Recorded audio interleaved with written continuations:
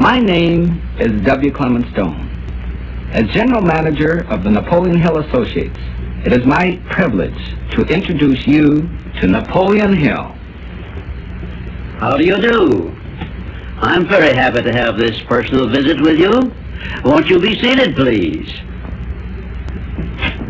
And now, may I request that you forget all your problems and just relax while I bring you the master key with which you may unlock the door to any opportunity that your mind can conceive. The master key consists of 17 principles, the first of which is definiteness of purpose. Right here at the beginning of our visit, I'm going to make you a promise. If you will decide definitely what you want most during your entire lifetime and write it down on paper so that I can read it, I will give you the master key with which you may open the door to the attainment of your desires, whatever they may be.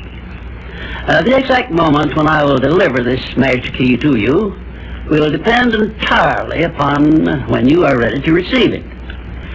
This is the first of 13 messages that I will deliver to you. Now, in each message, I will describe the master key in terms that you will understand, if you are ready to understand. And now I shall give you the first cue as to the nature of the great master key which has been responsible for all the great successes in every calling, in every part of the world. Please listen carefully to what I have to say, because you may discover the secret of the master key in this first visit. You may get your first cue as to the nature of the great master key when I tell you that psychologists have discovered a natural law which is the very foundation of all personal successes. And I can describe it to you in one short sentence so you can understand it. Whatever the mind can conceive and believe, the mind can achieve. Isn't that a profound statement? You will notice that it says nothing about the need for education, but simply that whatever your mind can conceive and believe, your mind can achieve. Now, if you want evidence that the mind can achieve whatever the mind can conceive without the benefit of formal education, you only have to remember that Thomas A. Edison conceived the idea of becoming an inventor and lived to become the world's greatest scientist in the field of invention, with only 3 months of common school education. When I first heard Andrew Carnegie describe this natural law which makes it possible for you and I and everyone else to write his own price tag in life and attain it, I became so enthused over it that I began to search for the power back of it, and my curiosity led me finally to the discovery of the master key, which I shall reveal to you if you are ready to receive it. My search led me to the study of the spiritual forces with which all of us are blessed. And it was in this field that I came upon a clue which has enabled me to help millions of people to find their earthly destinies. I want to describe my discovery in the simplest terms possible, because it will reveal to you why it is true that whatever the mind can conceive and believe, the mind can achieve, regardless of how many times you may have failed in the past or how lofty your aims and hopes may be. I caught my first fleeting glimpse of the profound law which provides the means by which we may choose our own purpose in life and attain it while I was being coached by Andrew Carnegie during the organization of the Science of Success philosophy. I had just finished telling Mr. Carnegie that I feared he had chosen the wrong person to give the world the first practical philosophy of personal success because of my youth, my lack of education, and my lack of finances. Well, at this point, Mr. Carnegie delivered a lecture that I shall never forget because it changed my entire life and paved the way for my helping to change the lives of millions of people, some of them not yet born. Let me call your attention to a great power which is under your control, said Mr. Carnegie.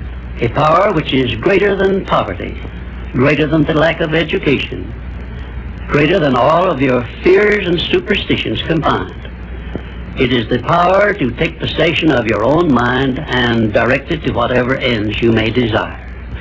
This profound power, Mr. Carnegie continued, is the gift of the Creator, and it must have been considered the greatest of all of his gifts to man, because it is the only thing over which man has the complete and unchallengeable right of control and direction. When you speak of your poverty and lack of education, Mr. Carnegie explained, you are simply directing your mind power to attract these undesirable circumstances, because it is true that whatever your mind feeds upon, your mind attracts to you. Now you see why it is important that you recognize that all success begins with definiteness of purpose, with a clear picture in your mind of precisely what you want from life.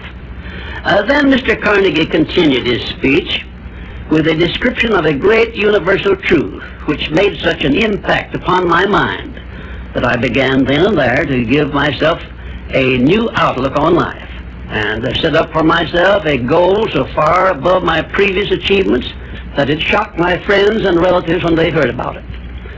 Everyone, said Mr. Carnegie, comes to the earth plane blessed with the privilege of controlling his mind power and directing it to whatever ends he may choose.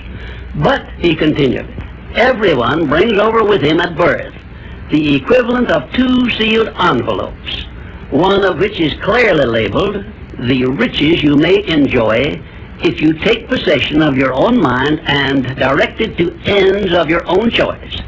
And the other is labeled, the penalties you must pay if you neglect to take possession of your mind and direct it. And now let me reveal to you, said Mr. Carnegie, the contents of those 2 sealed envelopes. In the one labeled riches is this list of blessings. 1, sound health. 2, peace of mind. 3, a labor of love of your own choice. 4, freedom from fear and worry. 5, a positive mental attitude. 6, material riches of your own choice and quantity. In the sealed envelope labeled penalties, Mr. Carnegie continued, is this list of the prices one must pay for neglecting to take possession of his own mind. 1, ill health. 2, fear and worry.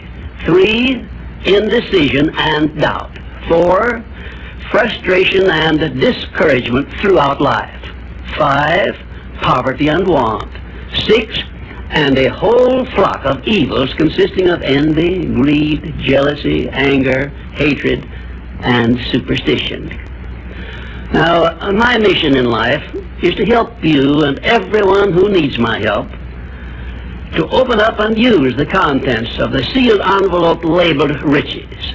And the starting point from which you must take off if you wish to write your own ticket from here on out for the remainder of your life, I will describe for you in these simple instructions. 1, procure a neat pocket-sized notebook, or something on the order of this one here, loose leaf affair.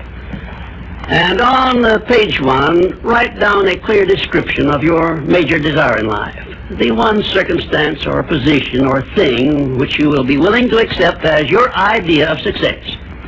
And remember before you begin writing that your only limitations are those which you set up in your own mind or permit others to set up for you. And 2, on page 2 of your notebook, write down a clear statement of precisely what you intend to give in return for that which you desire from life. And then start in right where you stand now to begin giving. And 3, memorize both of your statements, what you desire and what you intend to give in return for it, and repeat them at least a dozen times daily. And always end your statements with this expression of gratitude for the blessings with which you were gifted at birth. I ask not, O divine providence, for more riches, but more wisdom with which to accept and use wisely the riches I received at birth in the form of the power to control and direct my mind to whatever ends I desire.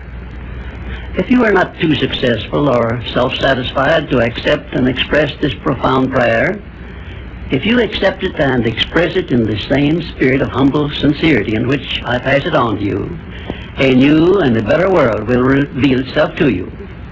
A world in which you will see reflected the circumstances and the things which you yourself have created. In my next visit, I will give you a description of the second principle of success, through the application of which you may make use of the education and experience of other people and get the necessary help you may need in attaining your definite major purpose in life. And now let me close this, our first visit, with my favorite expression of gratitude. O divine providence, I ask not for more riches, but more wisdom with which to make wiser use of the riches you gave me at birth, consisting in the power to control and direct my own mind to whatever ends I desire.